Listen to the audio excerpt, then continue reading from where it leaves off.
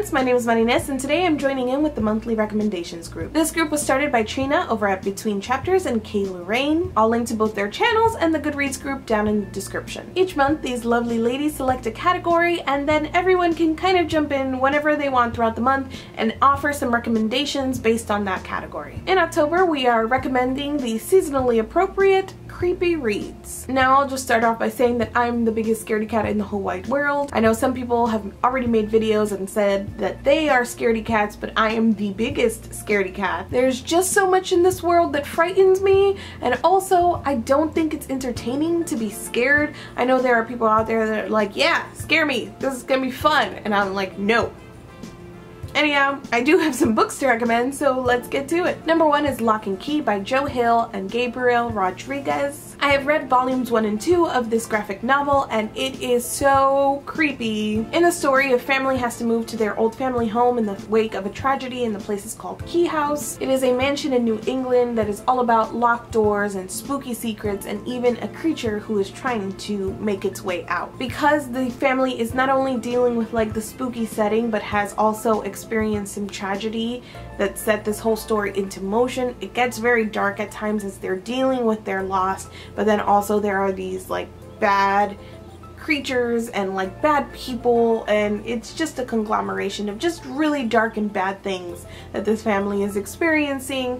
But again, the characters make it shine and really get you invested into the whole story. Number 2, I have The Book of Lost Things by John Connolly. It absolutely just captured my imagination and my feelings with what was one of the most sad endings that I have ever read. And saying that is a little bit misleading because it makes your brain go in a certain direction automatically, but it was a sad ending, not so much in events, but just kind of a feeling and a logical end. Like, this is the only place where the story could end, and that was the heartbreaking part of it. In this book, a young boy named David is struggling to deal with the death of his mother and his father's remarriage. After that marriage, they move into the stepmother's house and strange things start happening there. The world itself is very fairy tale gone creepy. It isn't necessarily going to scare you, but there is a very skin crawly feeling about the setting and the twisted fairy tale elements that you encounter. Number 3 is The Ocean at the End of the Lane by Neil Gaiman. This is in the same vein as Book of Lost Things in that it's a creepy fairy tale-esque feeling. Again, not a ton of moments that are going to make you jump out of your skin or anything like that, but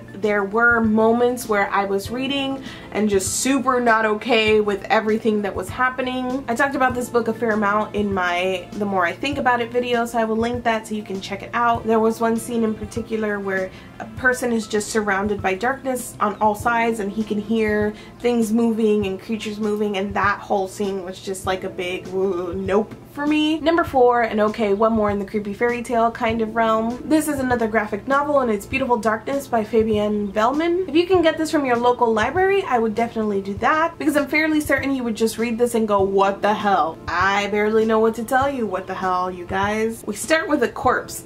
And from there, these tiny people come flooding out of the body, and now these tiny people need to find a new home. What follows is all presented with these beautiful pastels and these watercolor-esque pictures, and the things that are creepy and just downright weird about the story are done in such a blasé way. Honestly, there were moments where I was just reading and like, did someone just get cannibalized? And yes, they did. It really is an experience, and there's so much meaning that can be extrapolated from the story about the human condition, about societies, and the way that we interact with each other. So if you are the type of person that likes to pick things apart and really think about the things that you've read after you've read them, this would be an amazing thing for you to experience, even if at the end of it you just feel like, what the hell. Number 5, I have The Monstrumologist by Rick Yancey. What is more creepy than big hulking monsters? I've only read the first book in the series, to be fair, but it was definitely very fitting for this category. This is a monster book through and through, even so much as that the monsters aren't evil, they're just